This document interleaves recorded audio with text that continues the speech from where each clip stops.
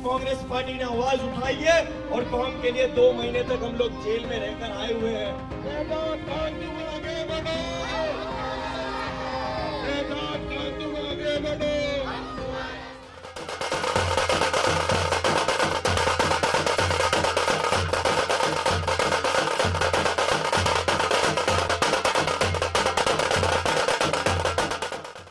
ગુજરાતના સ્થાનિક સ્વરાજની ચૂંટણીમાં સૌથી મહત્વની સીટ અને અમદાવાદ મ્યુનિસિપલ કોર્પોરેશનની કહી શકાય તો એ છે દાણી લીમડા અને તેમાં આવે છે ચંડોળા તળાવ વિસ્તાર અને આપ આ જોઈ શકો છો આ જે સ્લમ વિસ્તાર છે તે માનવામાં આવે છે કે ધારાવી પછીનો સૌથી મોટો સ્લમ વિસ્તાર છે અને અહીંયા આગળ ઘણા બધા ગરીબો રહે છે ત્યારે અહીંયા આગળ કોંગ્રેસમાંથી જે ટિકિટ આપવામાં આવી છે તે છે શહેજાદ ખાન પઠાણ।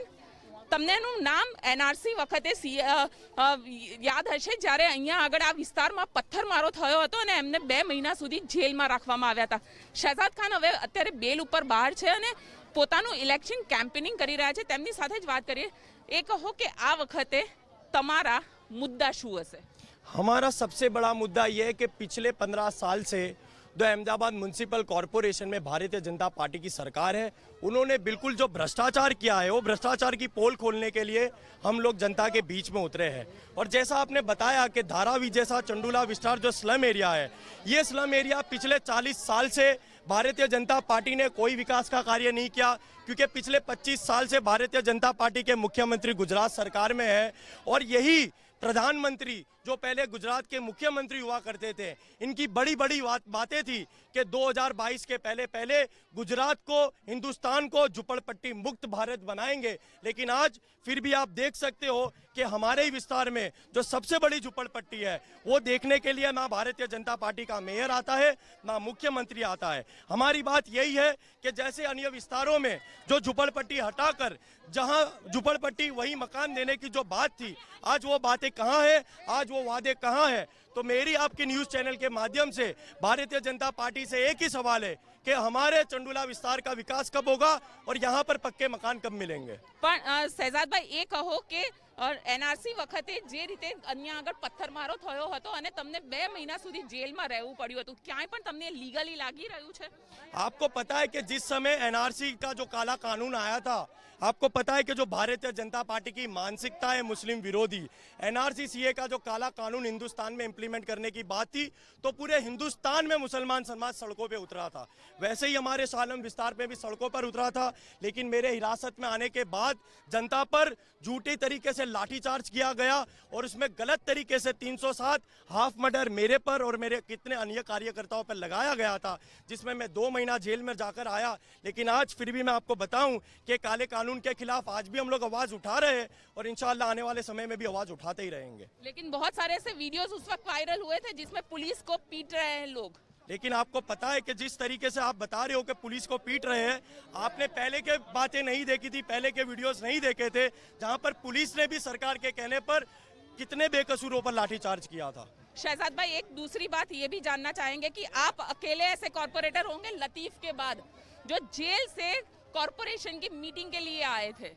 जी, आपको पता है कि जिस तरीके से भारतीय जनता पार्टी ने मुझे जेल में डाला था और भारतीय जनता पार्टी की पूरी कोशिश थी कि मेरे जैसा नौजवान जो मुसलमान समाज की आवाज को मजबूती तरीके से उठा रहा है, तो मुझे वो कॉर्पोरेशन में जब मेरा बोर्ड था तो मेरी सदस्यता को वो कैंसिल करवाना चाहते थे, मेरी सदस्यता को वो भंग करना चाहते थे ताकि मैं कॉर्पोरेटर ना रहूं। लेकिन हम लोग कोर्ट में गए, कोर्ट ने मुझे 5 घंटे के लिए पैरोल दिया और मैं वो पैरोल के जरिए मैं हमारे बोर्ड में आ पाया और मैंने वहाँ पर अटेंडेंस की और मेरी जो सदस्यता थी वो हमेशा के लिए कायम रही।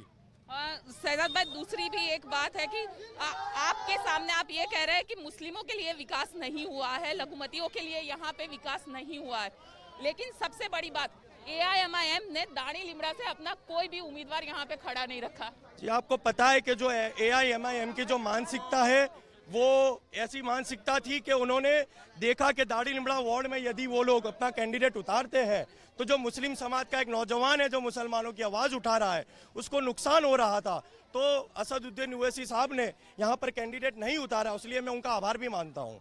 लेकिन ये जरूर बताइए कि दूसरे इलाकों में उतारा है, कांग्रेस के ही सामने एआईएमआईएम ने अपने उम्मीदवार को उतारा है मैदान में। जी आपको पता है कि ये चुनावी प्रचार है, यहाँ पर कोई भी पार्टी आती है सबको लड़ने का तरीका है। ये कांग्रेस पार्टी की जो विचारधारा है कि जहाँ पे सेक्युलरिज्म और जहाँ पर हर कोई लड़ता है, और ये जो भारतीय जनता पार्टी की मानसिकता है मुस्लिम वोटों को तोड़ने की, वो मुस्लिम वोट तोड़ने के लिए एमआईएम को गुजरात में लाया गया है।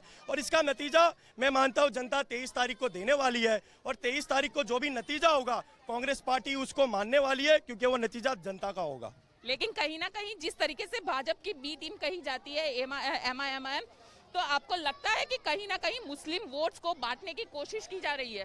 आज मुसलमान समाज बहुत ही समझदार हो चुका है, बहुत ही उन्होंने 2002 के दंगे देखे हुए हैं, जिस तरीके से नरेंद्र मोदी ने गुजरात को सिलगाया था और भारतीय जनता पार्टी की सत्ता में मुसलमानों को बेघर और मुसलमानों की औरतों को बीच सड़क पर जलाया गया था। तो आप सबको पता है कि मुसलमान समाज वो हादसे के बाद आज काफी समझदार है, उनको पता है कि हिंदुस्तान की विचारधारा। मुस्लिम वोट को बांटा जा रहा है, एमआईएम आएगा तो मुस्लिम वोट ही बटेगा। हमारा मुसलमान आज समझदार है, और मैं समझता हूं जैसे मैंने पहले कहा कि 23 तारीख को जनता, मैं मानता हूं मुसलमान समाज कांग्रेस पार्टी के साथ ही खड़ा रहेगा। आपको पता है कि एमआईएम हर हिंदुस्तान में लड़ने जा रही है, जहां पे वो 50-50 सीटों पे लड़ती है लेकिन 1-2 सीटों पे जीत पाती है। लेकिन हैदराबाद में तो नतीजा कुछ और था।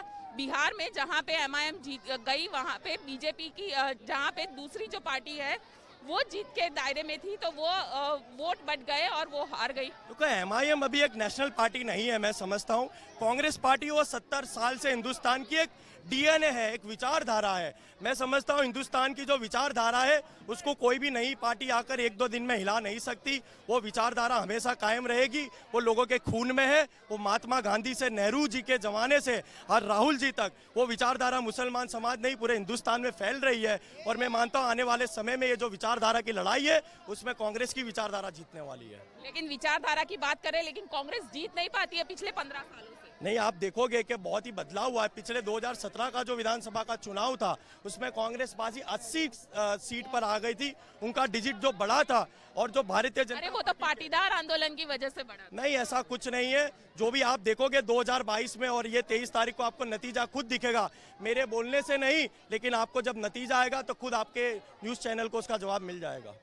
चलिए, तो ये थे शहजाद खान पठान, कैंपेनिंग कर रहे हैं। आप देख सकते हैं यहाँ पे उनका जो कैंपेनिंग है वो चंडोला तालाब इलाके में ये कैंपेनिंग चल रहा है और काफी कॉन्फिडेंट है खुद की जीत को लेकर। लेकिन दिलचस्प बात ये है कि एमआईएम ने इस बार उनके सामने किसी भी उम्मीदवार को यहाँ मैदान में नहीं उतारा है।